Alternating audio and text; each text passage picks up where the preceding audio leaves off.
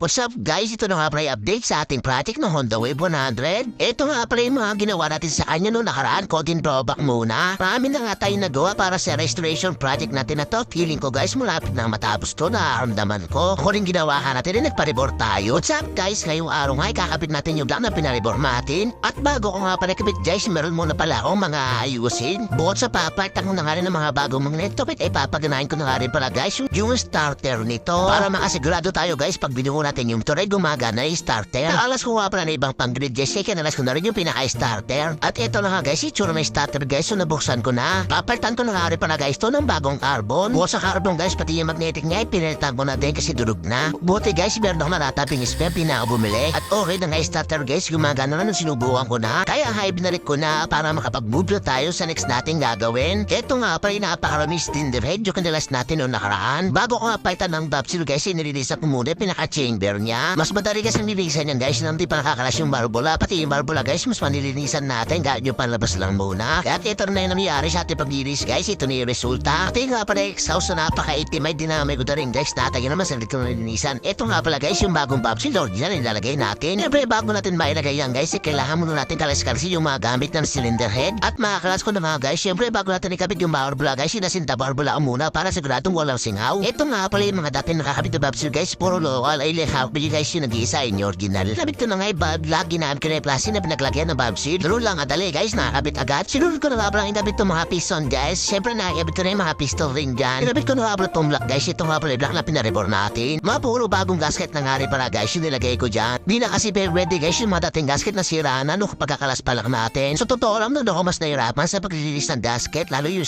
extra paktigas. Di ko na nga lang na-video guys, medyo matami-tami paglilinis ko na yun. Di kasi pwedeng may matara guys, cut coating gasket doon sa may cylinder head o sa block o sa pinakabase ng makina na pinaglalagyan ng block guys, kasi pag may coating natin na baka tumalas lang din, sayang lang din yung bulb gasket at kasi magbabakter pa tayo. Ito nga pala guys yung mga bagong magneto kit na ilalagay ko. Kung naranasan nyo guys yung mga taga sa gilid, dito lang yun sa may magneto kit. Mas madalas kasi guys sa Honda Wave 100 sa mga XRI mga tingin guys talagang tagasin yun guys sa may magneto kit. Marami kasing oil seal dyan tsaka o-ring sa likod ng magneto. Nagpalit na nga pala ako ng bagong kadena sa starter kasi kung maalala nyo guys, putol yung dati at na-stack up na. Ito na nga pala guys yung magneto naman yung kakabit natin, may kunya lang naman yung guys kaya wala din ligaw yan. Basta igutin ko lang nasa pumasok yung magneto tapos ibitan nyo na. Papalit na nga rin pala ako ng bagong sticker. Kung nasubuybay nyo nga guys yung unang pagpapaandar natin sa motor na ito ay talaga mahina yung kuryente. At makakabit ko na nga yung bagong stator dyan guys, at syempre bagong gasket na rin pala guys yung nilagay ko dyan. Syempre goting bonus guys para makita yung kinis. At tinamin ko na nga guys, tinabat ko na sa pinaka-letter T. Guys ayun yung tamang timing yan guys, yung tugtog na yun kinuturo ko. At resting ko na nga pala starter kaya is kung gusto pa pagbuo yung makina.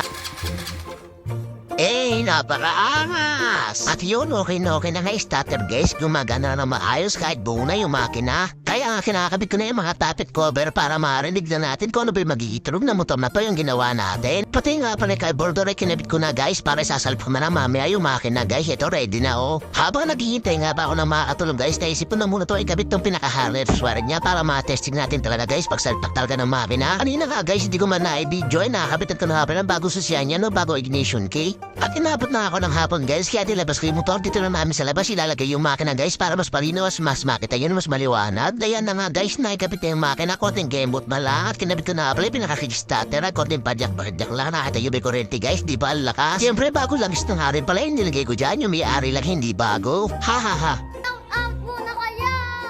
At may maulit na bata pa nga na nakiram ng camera, CR lang ako saglit. Nagsalin nga pala ako ng konting gasolina guys para ma-testing na. Alam po mapasok ng gas guys, kaya kinasulit yung carburetor at kinabit ko na ulit. Ito na nga yung moment of tururot guys.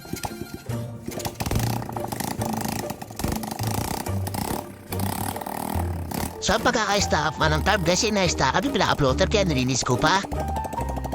At ginabi na nga ako. Yun, okay na nga guys. Abangan nyo na yung masusunod na update sa ating project ng Honda Wave 100 na ito. Salamat for today's video. Ingat! Alright!